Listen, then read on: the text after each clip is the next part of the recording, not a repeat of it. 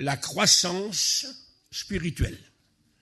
Grandir en Dieu, se développer en Dieu, passer de plusieurs étapes de la foi, et ça c'est l'Évangile qui nous le permet.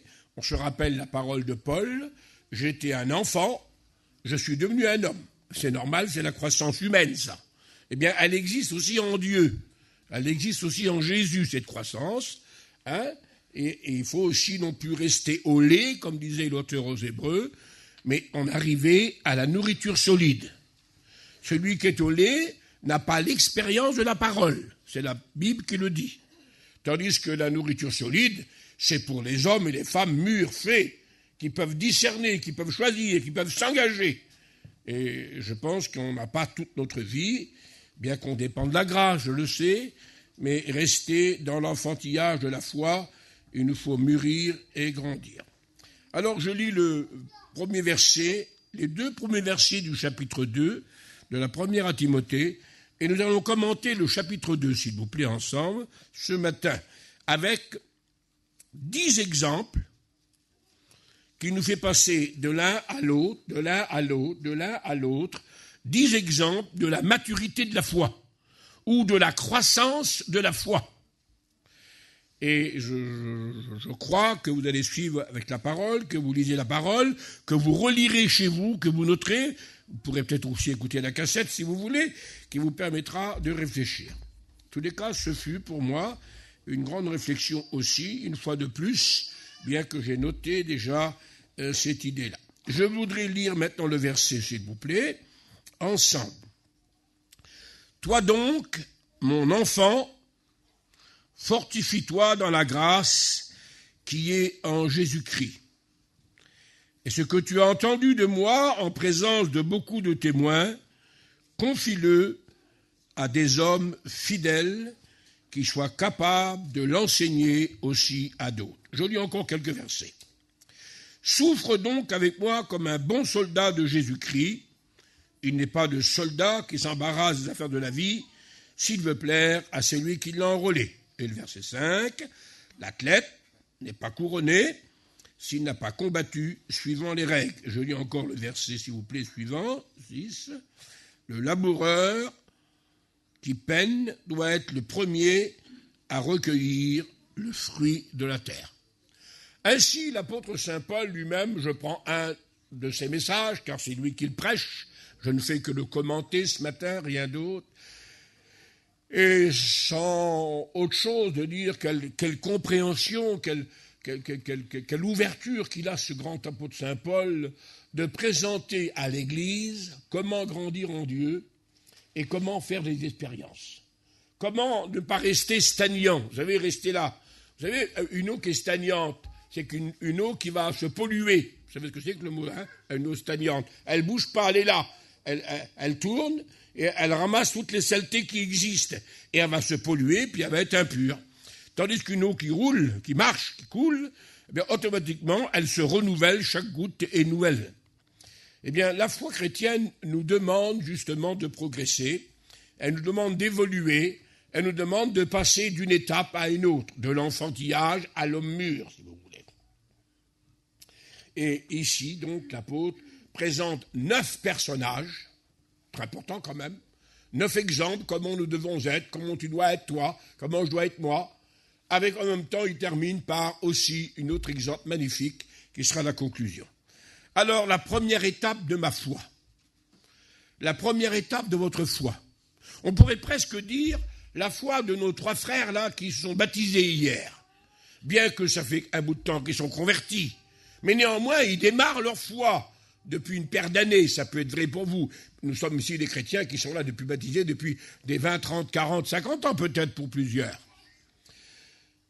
Nous devons donc avoir remarqué le progrès de la foi. Alors, ce n'est pas la peine que je m'embarrasse, je vous cite le verset et je suis tranquille. La première étape, c'est normal, ça commence comme ça pour tous. Toi donc, mon enfant. Voilà comment qu'on démarre dans la foi. On démarre comme un enfant.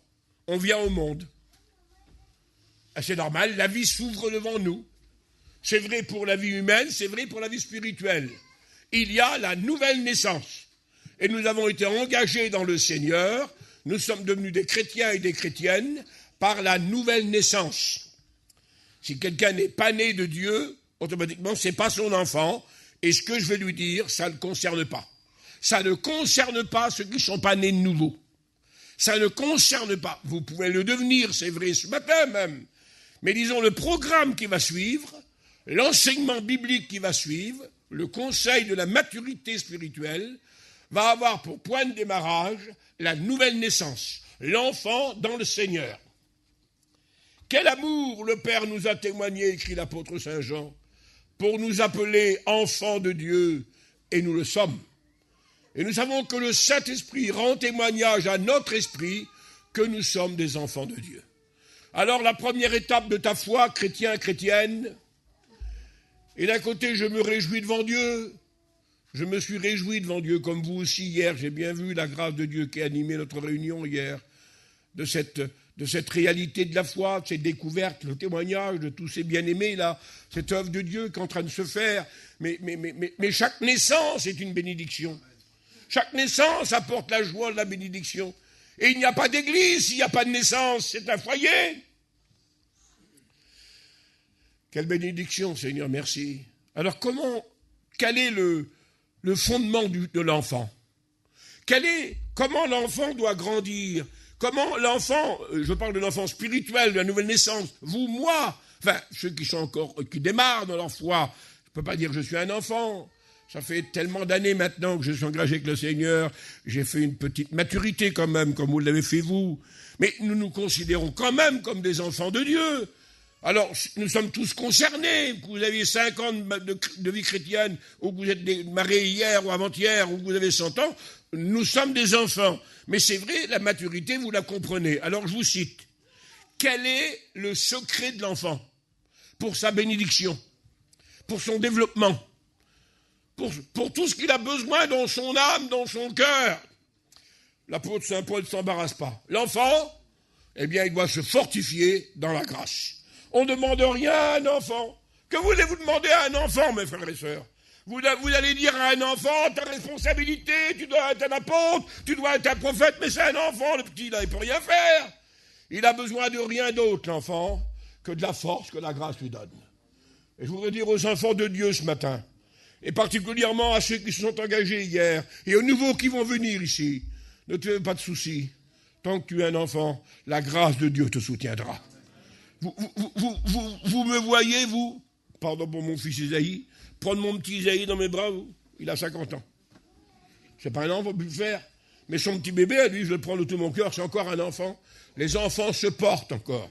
On peut les choyer, on peut les cajoler, on les pardonne. Mais dès qu'on est un homme, on prend ses responsabilités. On ne peut plus être immature, c'est pas possible. Parce que ça serait un dérèglement de la foi. Alors l'apôtre Saint Paul donne le secret. Et merci Paul, d'avoir dit ça à l'église de Jésus-Christ. Mais bon, c'est vrai que des fois, il y a peut-être aussi des fantaisismes qui réclament des petits-enfants de Dieu, comme si ça devrait être Élie, le prophète. C'est vrai que sur le plan spirituel, à partir de la foi, on doit tout de suite progresser, grandir en Dieu. Et il y en a qui se développent plus rapidement les uns que les autres. Mais tant qu'on est un enfant en Christ, en Dieu, c'est la grâce qui nous supporte. C'est la grâce qui nous dirige. C'est le cadeau gratuit. Alors, l'enfant, est-ce qu'il y en a encore parmi nous ce matin qui sont au début de leur foi, qui font leur premier pas dans le Seigneur? Sans exagérer, je veux bien accepter de nos 3 garçons qui sont baptisés hier. Bien que, bon, c'est pas d'hier qu'ils sont convertis, c'est depuis quelques mois déjà. Mais disons, allez, ils démarrent. 6 mois, 1 an de vie chrétienne à peine, donc c'est des enfants. Je leur rappelle, mes frères, la grâce de Dieu est sur vous. Et elle vous protégera, elle vous bénira, elle vous gardera. Le cadeau de Dieu vous sera donné. Et je veux le rappeler aussi pour tous les chrétiens. Mais pour ceux qui ont 50 ans de vie chrétienne, on ne peut pas leur apporter une petite sucette pour les satisfaire quand même. Il faut bien qu'ils prennent des responsabilités, ces chrétiens-là. Ça ne va pas sinon, Seigneur Jésus. Mon enfant, fortifie-toi dans la grâce. Alors je vais rappeler maintenant à ces 3, comme je rappelle à vous tous. L'enfant avec la grâce doit devenir chaque jour plus fort. Il faut qu'il se fortifie, le petit enfant là. Et pour se fortifier, il faut manger. Quelqu'un qui ne mange pas, il ne se fortifie pas. Je dirais même qu'on mange trop, c'est pas pour qu'on est fort, hein, pas de problème. Hein. Et c'est pareil de la nourriture spirituelle. Et comment manger? Eh bien par la Bible, par la réunion, par la prière, par le témoignage. C'est ça qui nous nourrit notre âme. Alors je rappelle, première étape d'un chrétien. Paul commence comme ça pour moi. Il me rappelle, parce que c'est à moi qui parle, c'est à vous qui parle. Tu as commencé ta foi par l'enfantillage. Alors la grâce te couvre, mais il faut que tu te fortifies. La première étape d'un chrétien, c'est donc l'enfant. La deuxième étape d'un chrétien, c'est le verset 2, les témoins. Beaucoup de témoins. Et je pensais ce matin de bonne heure encore, mais comment je vais placer ce verset-là? Je ne sais pas qu'il faut faire un expert pour prêcher l'évangile. L'apôtre Paul ne s'embarrasse pas de trop, vous savez, lui. C'est pas la peine non plus d'essayer d'être très profond, qu'on est tellement creux, qu'au lieu de faire comprendre quelque chose, on mélange tout. Pour essayer dans la simplicité de l'évangile. Eh bien, l'apôtre Saint Paul ici est précise. Tu es un enfant, comme eux trois là, ou comme je ne sais pas qui, moi parmi vous. Oui, mais ça ne t'empêchera pas d'être aujourd'hui un témoin du Seigneur. C'est pas la peine d'avoir une grande barbe comme ça pour être un témoin. Dès que tu es un enfant de Dieu, tu es un témoin de Dieu. Vous comprenez ça? Et les enfants du Seigneur aussi ne doivent pas dire il faut attendre au moins 10 ans avant d'être un témoin de Jésus. Mais non! À partir du moment où tu as la vie nouvelle, tu as la vie de Dieu, eh bien tu es un témoin du Seigneur. Tu dis ce qui t'a fait le Seigneur. Tu chantes le Seigneur, tu pries le Seigneur, tu travailles pour le Seigneur. Tu es un témoin du Seigneur. 3 jeunes garçons sont venus trouver le Sadhu Sundarsinh, vous avez entendu parler de ce grand prédicateur indien, et lui ont dit, Sadhu, combien de temps après notre croissance spirituelle peut-on vraiment donner notre lumière pour Christ? Et le Sadhu a donné un petit exemple tout simplement. Il a dit, écoutez mes garçons, lorsque vous mettez l'allumette sur la bougie, vous allumez une bougie, combien de temps après il faut attendre pour qu'elle éclaire? Lorsque vous allumez une bougie, combien de temps après elle éclaire? Dites-moi-le, vous, mes frères. Combien de temps après? Il faut attendre 10 minutes, 5 minutes, un quart d'heure, 1 heure? Que ça ait tout fondu? À partir du moment, dès qu'elle a la flamme, elle commence à éclairer. Et bien, dès qu'un chrétien est né de nouveau, il devient une lumière du Seigneur. Il est un témoin de Jésus-Christ. Alors, la première étape pour moi, pour vous, ce matin, et je bénis le Seigneur, il y en a, profitez-en tant que vous pouvez en profiter. Bénissez Dieu, vous êtes des enfants de la grâce, mais vous devez vous fortifier. C'est la règle de l'enfant. Mais cet enfant, eh bien, doit être aussi un témoin. Il ne faut pas attendre que ce soit un vieillard. Il doit être un témoin, chacun sa dimension. Le deuxième étape de la foi, la maturité de la foi, veut que tu deviennes un témoin. C'est pas logique, je ne veux pas te condamner, te lancer des pierres. Ton salut, c'est pas moi, et tu peux bénir ton Dieu, c'est le Sauveur, ton salut. Si tu restes attaché à lui, malgré le combat que tu as à livrer peut-être, mais c'est pas logique devant Dieu, c'est pas normal devant Dieu que nous nous disons chrétiens et que nous ne sommes pas des témoins de Jésus-Christ. Que nous ne puissions pas parler de Jésus à quelqu'un, vraiment s'intéresser à plaire à Christ pour le servir de quelque manière que ce soit. Et nous nous réjouissons d'avoir entendu, et je les ai vus, de voir nos jeunes diacres qu'ils ont chanté tout à l'heure et les autres, dans l'ombre, faire des tâches plus ingrates les uns que les autres, ainsi que notre vieux frère diacre est avec nous et qui bien souvent a fait un travail ingrat. Eh bien, ça aussi, c'est un témoin du Seigneur Jésus. Le témoignage ne consiste pas seulement qu'à chanter, à parler, il consiste aussi à travailler pour le Seigneur, à faire quelque chose pour le Seigneur. Alors voilà la deuxième étape. La première, c'est l'enfant dans la grâce. La deuxième étape, c'est le témoin du Seigneur. Et la troisième étape, le monsieur va grandir. Si on a un tableau, on marque le numéro 1. J'étais un enfant. Maintenant, je suis un témoin. Et maintenant, que je vais devenir? Eh bien, c'est la fin du verset 2. Tu dois devenir un homme fidèle. Confie-le à des hommes fidèles. Un enfant, alors je suis un innocent, mais j'ai la grâce qui me couvre et je me fortifie. Un témoin, je chante, je prie, je parle de Jésus, je travaille pour Jésus. Merci Seigneur. Et maintenant je grandis, je deviens un fidèle.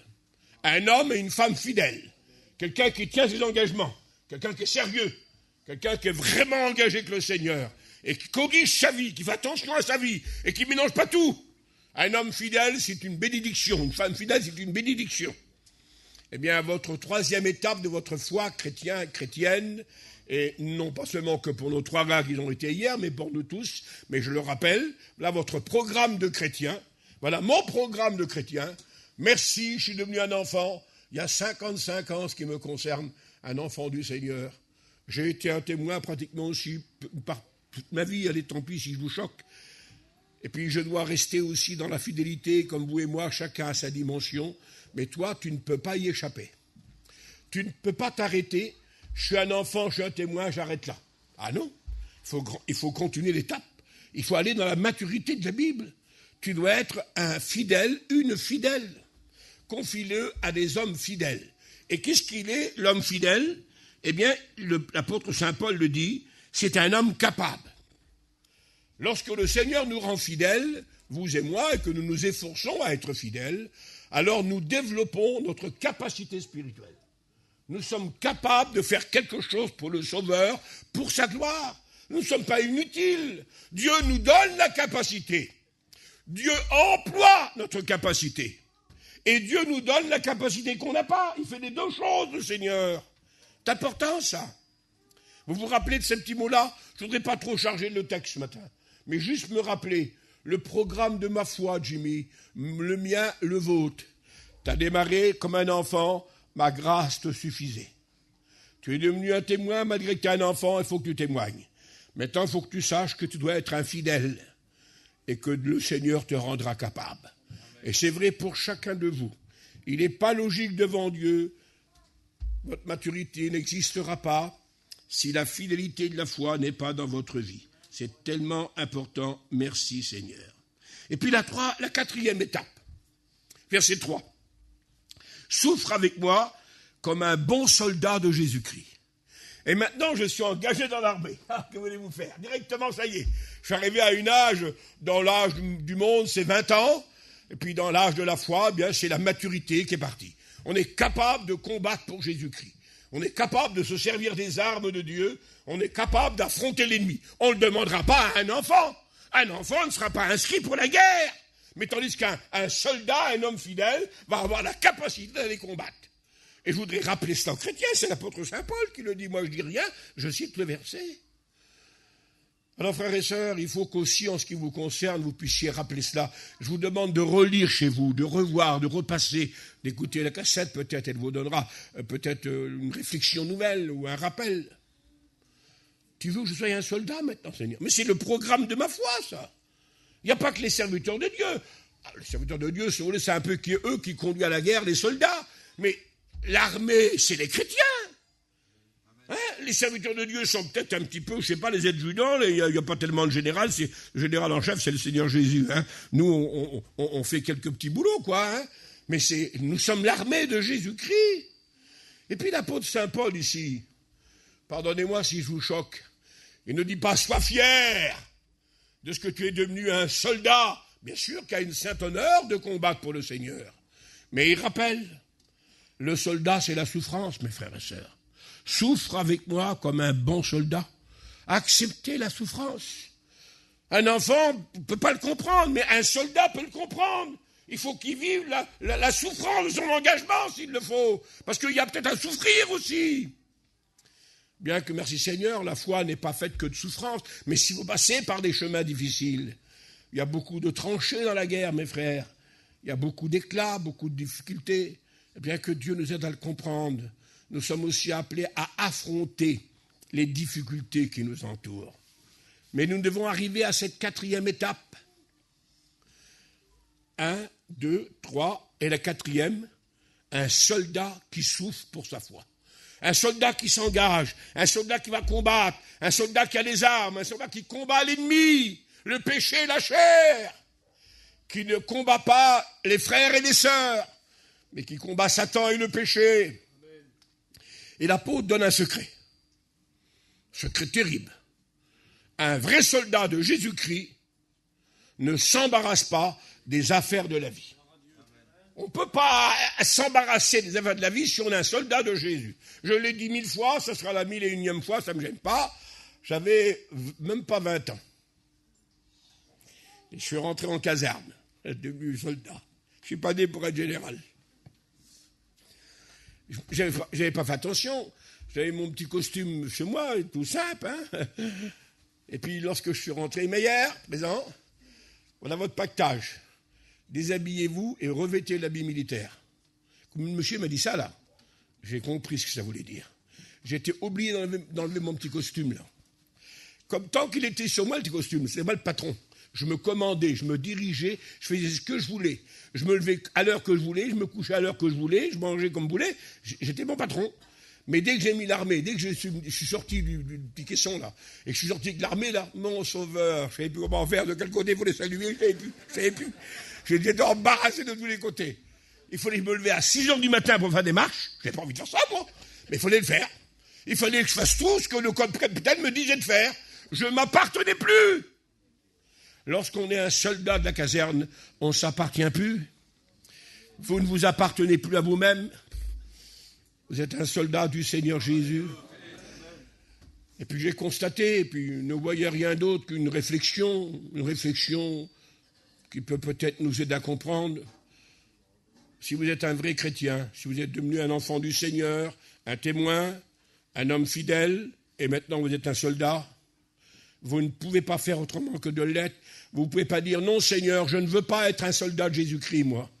Vous êtes obligé, parce que c'est le programme de la foi, de passer par cette étape de la foi. Et lorsque le mot de l'apôtre Saint Paul a été écrit, le soldat ne s'embarrasse pas des affaires de la vie. Je ne sais pas s'il y a ici des hommes qui ont fait beaucoup de temps de caserne, mais vous ne pouvez pas venir à la caserne avec votre canne à pêche. Le général, le commandant, le capitaine n'accepterait pas.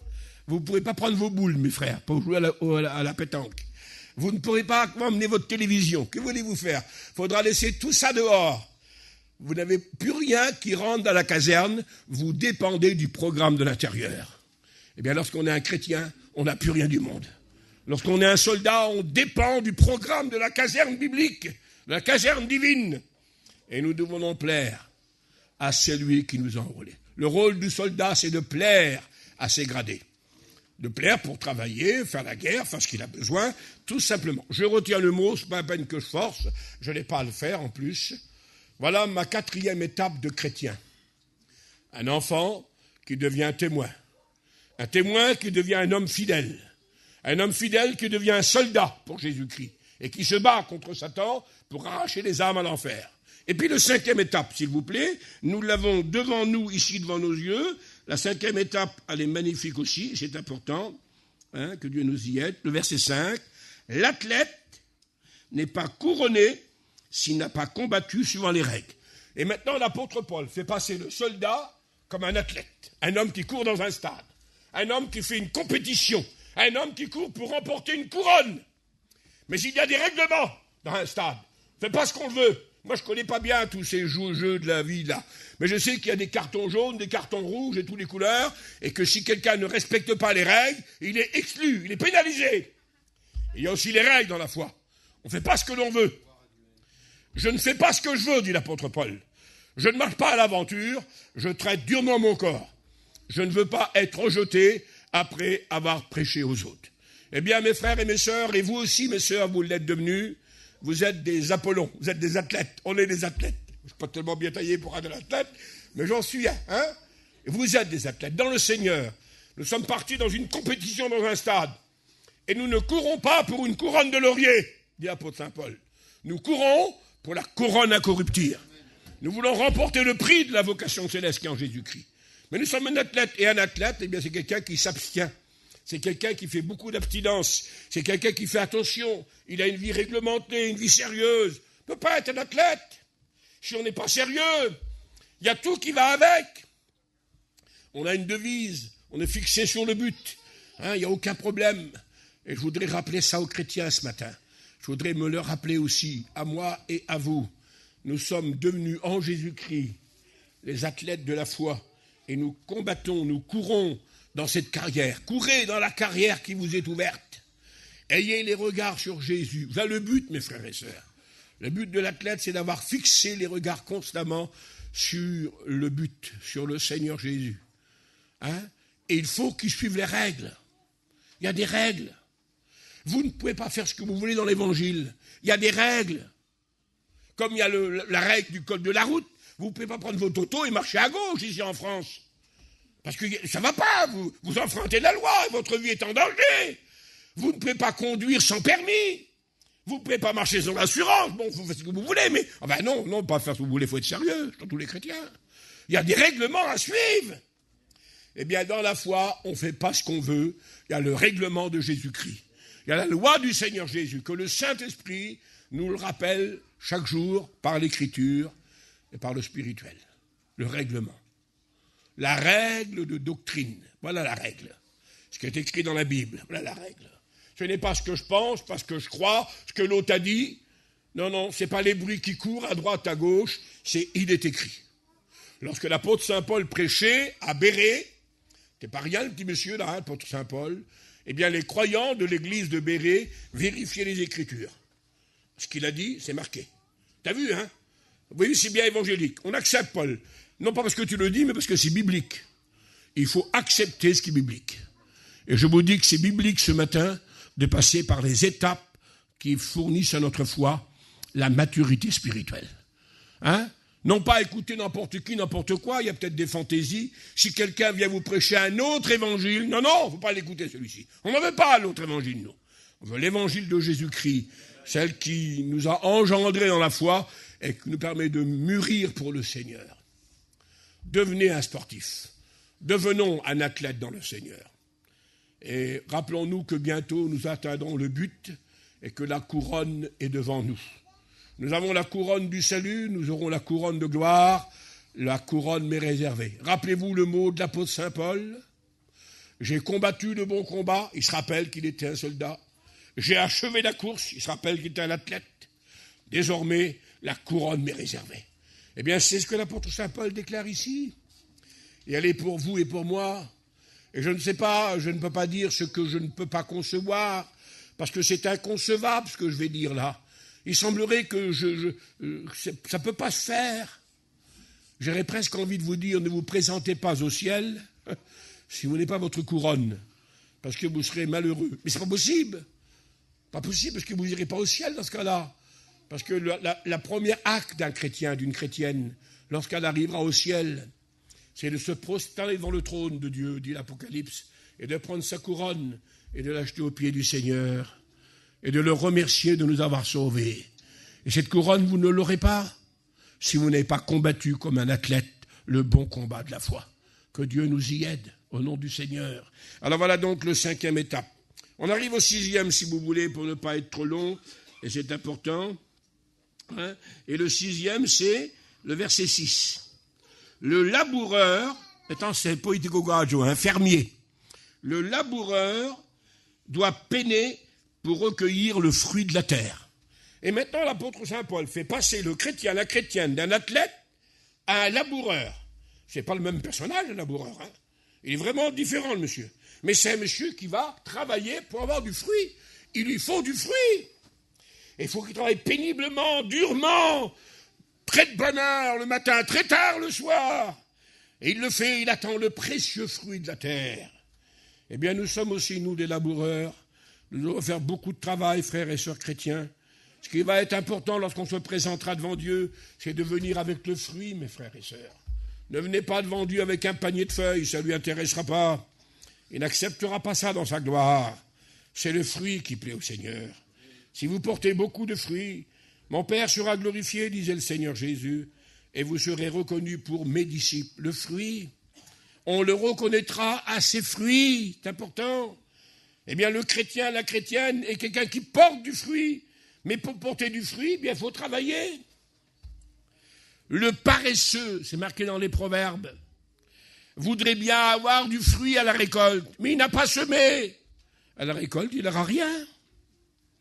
Et si quelqu'un a besoin, et nous avons tous besoin en plus, d'avoir ce fruit pour le jour qui vient, il faut le semer aujourd'hui. Hein. Rappelez-vous ce qu'a dit l'apôtre. Puis là, il y a aussi un avertissement pour nous. Je ne voudrais pas mélanger tout, hein, mais enfin, je vous dis dans le verset de la Bible. Celui qui sème pour la chair. Ah oui, la chair, elle sème sans trop goût, fatiguée. Elle laisse ses traces. Ah bien, la récolte, ça sera la chair. Aucun problème. Mais celui qui sème pour l'esprit, la récolte sera l'esprit, aucun problème. En ce qui nous concerne, frères et sœurs, réfléchissons. Ne mélangeons pas le bon grain avec l'ivraie, que Dieu nous y aide, que Dieu nous y aide. En tous les cas, l'apôtre Saint Paul, l'homme sage, merci Paul de nous avoir rappelé ces belles vérités de la Bible. Très simple vérité, mon Seigneur. Si on ne comprend pas ça, mon Barodève, c'est pas la peine d'avoir un dictionnaire pour vérifier. Qu'est-ce que tu as voulu dire, Paul? Bien, Paul a voulu dire qu'un chrétien, c'est un enfant, qu'un chrétien, c'est un témoin, qu'un chrétien, c'est un homme fidèle, une femme fidèle, qu'un chrétien, c'est un soldat, une chrétienne aussi, qu'un chrétien, une chrétienne, c'est une athlète, et qu'un chrétien, une chrétienne, c'est un laboureur qui travaille pour recueillir le fruit. Il lui faut du fruit. Ne vous présentez pas devant Dieu sans le fruit, mes frères et sœurs. C'est pas possible. Et on continue, si vous voulez. C'est très important. On va à la 6e étape, si vous voulez. Comprends, la 7e, oui. Comprends ce que je te dis au verset 7. Le Seigneur te donnera de l'intelligence. Et il dit au verset 8, souviens-toi de Jésus-Christ, issu de la postérité de David, ressuscité des morts. Et là, ce mot-là, je fais une petite parenthèse, car il m'a, peu importe, il m'a parlé, il m'a imprégné, parce que j'ai remarqué que 4 fois dans le texte ici de l'apôtre Saint Paul, c'est normal devant Dieu, c'est très important ce que vous êtes, ce que je suis. Mais le plus important, c'est pas vous, pas moi, le plus important, c'est Jésus-Christ quand même, il n'y a pas de problème, qui nous permet de devenir tout ce qu'on va devenir. Alors, 4 fois l'apôtre Saint Paul met Jésus-Christ en avant dans la maturité de ma foi. Et justement, je m'arrête à ces 4 fois et je reprends après l'autre étape, si vous voulez, d'enseignement. La première, vous l'avez su, je vous l'ai dit, c'est le verset 1er. Fortifie-toi dans la grâce qui est en Jésus-Christ. La grâce ne peut pas être autre part qu'en Jésus-Christ. Il n'y a pas de cadeau, il n'y a pas de bénédiction, il n'y a pas de communion avec le ciel en dehors de Jésus-Christ. C'est Jésus-Christ qui fournit tout ça. Et plus on est proche de lui, plus on vit de la grâce. Plus on vit de la bénédiction. Loin de Jésus, vous n'aurez pas ça. Près de Jésus, vous aurez tout ça. Nous aurons tout ça. Alors la grâce, c'est Jésus-Christ. Première étape. Deuxième étape, verset 3. Souffre comme un bon soldat pour Jésus-Christ. Le combat du soldat, c'est Jésus-Christ. En dehors de Jésus-Christ, on ne peut pas être un soldat. On n'a pas de grâce en dehors de Jésus, on n'a pas de soldat en dehors de Jésus. Il n'y a pas d'arme en dehors de Jésus-Christ. C'est Jésus-Christ, dit l'apôtre Saint Paul. La deuxième étape. La troisième étape, eh bien, c'est le texte que je viens de vous dire ici. Souviens-toi de Jésus-Christ, ressuscité des morts. Il n'y a pas de résurrection sans Jésus. C'est Jésus la résurrection. C'est Jésus la grâce. C'est Jésus le combat. C'est Jésus la résurrection. L'apôtre Paul le souligne dans le verset. Il met en avant à chaque fois cela. Et que le nom du Seigneur soit béni pour ça. Et puis le verset 10, il termine. C'est pourquoi je supporte tout à cause des élus, afin que eux aussi obtiennent le salut qui est en Jésus-Christ avec la gloire.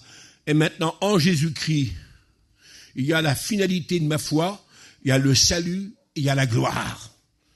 L'apôtre Saint Paul pose les jalons de fondement. Ce que je vais devenir par les étapes que je vais passer, eh bien, enlevez Jésus-Christ, vous n'aurez plus rien.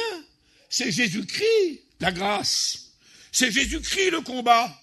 C'est Jésus-Christ, la résurrection. Et c'est Jésus-Christ la gloire. En dehors de Jésus-Christ, j'ai rien du tout. Et si le Seigneur permet que je puisse passer par ces étapes différentes, c'est parce que Jésus-Christ en est le fondement et en est la possibilité. Alors nous revenons maintenant à je ne sais plus, c'est le septième exemple, c'est cela. Vous vous rappelez, je ne veux pas tout vous dire, je terminerai le tableau après à la fin, j'en ai presque fini. C'est le verset 15, s'il vous plaît. Efforce-toi de te présenter devant Dieu comme un homme éprouvé. Et maintenant, l'apôtre Saint Paul fait passer le chrétien et la chrétienne à travers toutes les étapes, à partir de cette dimension d'un homme et d'une femme qui a fait sa preuve. Quelqu'un qui est éprouvé, quelqu'un sur qui on peut compter. J'ai vu un jour éprouver un pont. Vous savez, éprouver, voir s'il était solide, si on pouvait faire passer les véhicules dessus. J'étais étonné, j'étais là, il y avait au moins 50 camions de sable, des roues là, et il y avait tous les ingénieurs, il y avait tous les messieurs là. Je me demandais pourquoi, moi. Et ils ont mis des camions comme ça et des camions comme ça. Et puis une fois que les inspecteurs, ils ont regardé, j'ai resté au moins 1 heure présent, moi là. Et ils ont dit, c'est bon, ça tient, le travail est bien fait, on peut ouvrir la circulation. Le pont était correct, les véhicules pouvaient passer. Le pont venait d'être éprouvé. On pouvait lui faire confiance. eh bien le Seigneur veut aussi savoir si il peut nous faire confiance. Nous chantions un cantique au début du réveil, qu'on chante plus souvent maintenant. Dieu peut-il compter sur nous? Nous, on peut compter sur lui, il n'y a aucun problème, mais lui peut-il compter sur nous? Et je vous rappelle, chrétiens et chrétiennes, que le croyant, le chrétien, la chrétienne, c'est quelqu'un qui a fait ses preuves, il est éprouvé. C'est quelqu'un qui a fourni un travail, qui a fourni une preuve. C'est quelqu'un qui a un engagement. C'est quelqu'un de qui on peut faire confiance, on peut compter sur lui. Il y a des hommes comme ça, et il y a aussi des chrétiens comme ça. Hein? Pardonnez-moi, je ne veux pas prendre de nom, c'est pas la peine que je dise d'autres choses. Je vais rester sur la pensée biblique. Quelqu'un qui a fait ses preuves, je t'aime, Seigneur. Et si je te suis, c'est parce que je t'aime. Si je suis fidèle, parce que je t'aime. Si je travaille pour toi, c'est parce que je t'aime. Si je suis vrai, c'est parce que je t'aime. Si je suis humble, c'est parce que je t'aime. Parce que tu viens bientôt. Et je veux me présenter devant toi dans cette position. Quelqu'un qui veut prouver à son Dieu qu'il l'aime. Il ne veut pas le prouver aux hommes. Il n'est pas là pour être accueilli, applaudi par des hommes. Il ne fait que pour son Dieu. Un homme éprouvé qui n'a importance à. Et puis, la 8e étape, elle est très importante aussi, parce qu'il faut, j'en ai 2 encore à faire. Et force-toi, je voudrais vous dire, frères et sœurs, que malgré que la grâce de Dieu reste toujours là, on n'enlèvera pas la grâce de Dieu. À quelques étapes que vous êtes là, même dans cette étape-là, la grâce de Dieu est toujours là, pour pas enlever la grâce de Dieu. Puisque même à la fin de sa vie, l'apôtre Saint Paul a écouté cette phrase de Jésus, « Ma grâce te suffit ». Que vous soyez un enfant, un athlète, un laboureur, un soldat, un homme éprouvé, la grâce de Dieu est toujours là, donc j'en ai pas la grâce de Dieu, moi, sinon on est coincé. Mais cette grâce nous rend responsables. Le Seigneur veut compter sur nous maintenant. Et les chrétiens et les chrétiennes peuvent aussi compter sur ses frères et sur ses sœurs. Et il faut faire beaucoup d'efforts. Efforce-toi. Je voudrais rappeler aux chrétiens et aux chrétiennes ici, il faudrait peut-être faire un peu plus d'efforts, frères et sœurs. Et ne pas rester les 2 pieds dans le même soulier, comme on dit. Hein. Il faut faire un peu d'effort. Efforce-toi. Tu vas te présenter devant Dieu un jour. Voilà ce qu'on dit l'apôtre Saint Paul. Je vais me présenter devant Dieu. Comment je vais me présenter devant Dieu? La Bible déclare, il ne faut jamais se présenter devant lui les mains vides. Que Dieu nous y aide à comprendre. Il faut s'efforcer à être des hommes qui ont fait ses preuves et qui emmènent des âmes au Sauveur, qui emmènent du fruit au Sauveur. Que Dieu soit béni. Et puis, la 8e, efforce-toi d'être aussi un ouvrier qui n'a point à rougir.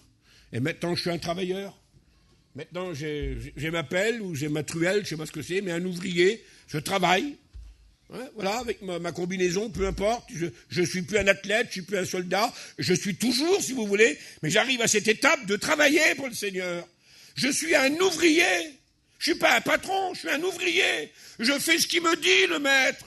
C'est lui qui me commande. Figurez-vous que dans un garage ou dans toute autre boîte de la terre, l'ouvrier en question qui travaille, il travaille sur une voiture, il démonte. Hop, il laisse la voiture tranquille, il va voir une voiture, il la démonte. Hop, il laisse là, puis il va la démonter. Le patron va lui dire, mais qu'est-ce que tu fais? Ben, je travaille, patron. Ah non. Moi, je te demande de commencer un travail et de le finir, et pas faire 10 travaux à la fois. Le monsieur, au bout de 2 jours, il est foutu dehors de la boîte, lui, là. Hein. Lorsqu'on travaille pour le Seigneur, on ne fait pas tout et rien. On fait quelque chose de sérieux. L'apôtre a dit, je fais une chose. Pourtant, Paul était capable de faire 1000 choses à la fois, si vous voulez, l'apôtre Paul. Mais il était sérieux, Paul. Il a dit, je fais une chose. Le travail nous demande du sérieux, mes frères, de commencer et de continuer. Alors, le chrétien, la chrétienne, c'est un ouvrier. Est-ce que tu travailles pour ton Sauveur? Est-ce que tu fais quelque chose pour lui? Dans les simples détails, les uns le feront sur l'estrade, d'autres le feront derrière l'estrade, peu importe. Mais chacun devra travailler pour le Seigneur. Nous sommes devenus des ouvriers pour Jésus-Christ. Et ne l'oubliez pas, nous sommes ouvriers avec Dieu, dit l'apôtre Saint Jean. Nous sommes ouvriers pour la vérité. Que Dieu nous y aide à la gloire de son Saint nom. Encore 2 mots, si vous voulez, j'en aurai fini. Et je vous remercie. Et le dernier mot, je vais inverser, pardonnez-moi, c'est mieux pour notre compréhension. Je prends donc le verset 24, chapitre 2 toujours, verset 24. Très important, Seigneur.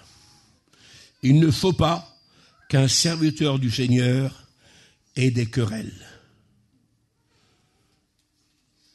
Un serviteur du Seigneur. Voilà ce que devient un chrétien, une chrétienne. Bien sûr, il y a le ministère qui est en cause, et tous les prédicateurs et tous les chrétiens ne sont pas des ministres de l'Évangile, mais ce sont des chrétiens qui servent le Seigneur aussi, et je vous engage dans ce domaine du service. Des hommes sérieux, des hommes honorables, des femmes honorables. Un serviteur de Dieu, c'est un homme digne, c'est un homme respectable, c'est un homme honorable.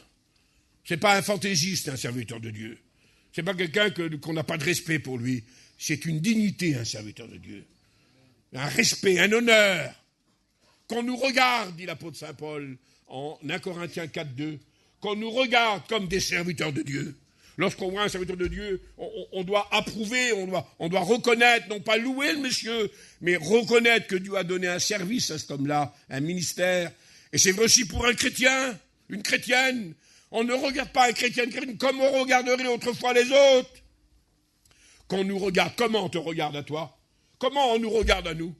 Pardonnez-moi, comme des petits rigolos, ou comme des choses inutiles, ou comme des fantaisistes, ou qu'on nous regarde comme des hommes sérieux, des femmes sérieuses, dans le domaine spirituel, qu'on nous regarde comme des serviteurs de Dieu. Il ne faut pas qu'un serviteur du Seigneur, un serviteur du Seigneur, nous ne sommes pas serviteurs des hommes, nous sommes serviteurs du Seigneur. Et l'apôtre Saint Paul, en conclusion de tous ces exemples d'hommes, nous fait passer au domaine du serviteur de Dieu. Alors je vais rappeler la liste si vous voulez, et je vais conclure. Qu'est-ce que tu as été, Jimmy, et qu'est-ce que tu deviens de plus en plus chaque jour dans ta foi? Eh bien, je me souviens, Seigneur, je le sais, et je veux garder ce cœur encore. Je ne sais pas si je peux me faire comprendre, mais c'est pas grave. Tout en étant un soldat, un athlète, un laboureur et tout ce qu'on veut, je veux garder mon cœur d'enfant dans le Seigneur. C'est l'art de la grâce, si vous ne devenez pas comme des enfants. Donc c'est vrai qu'il faut mûrir, mais il faut garder son cœur de simplicité, son cœur d'humilité, son cœur tout simple comme un enfant. Tu étais un enfant, Jimmy, reste-le. Tu es devenu un témoin du Seigneur, Jimmy, reste-le. Je t'appelle à être un homme fidèle, Jimmy, reste-le. Ce qui est pour moi et pour vous, attention, hein. Comprenez ça, bien sûr. Maintenant, tu n'oublieras pas qu'il faut faire le combat. Tu es un soldat, Jimmy, et il faut aller à la guerre, mon vieux. C'est important. Attention aux dangers et des efforts de la vie, Jimmy, ils vont t'embêter. Tu es un athlète, tu cours dans un stade, tu cours pour la couronne qui va bientôt, parce que tu combats. Oui, Seigneur, je le sais. Tu n'oublieras pas que tu es un laboureur, Jimmy, et ce qui m'intéresse, moi, c'est le fruit que tu vas apporter, et pas les feuilles. Oui, Seigneur Jésus. Tu n'oublieras pas non plus, et c'est tellement important, Seigneur mon Dieu, que tu es un homme éprouvé, qui a fait ses preuves, un homme d'honneur.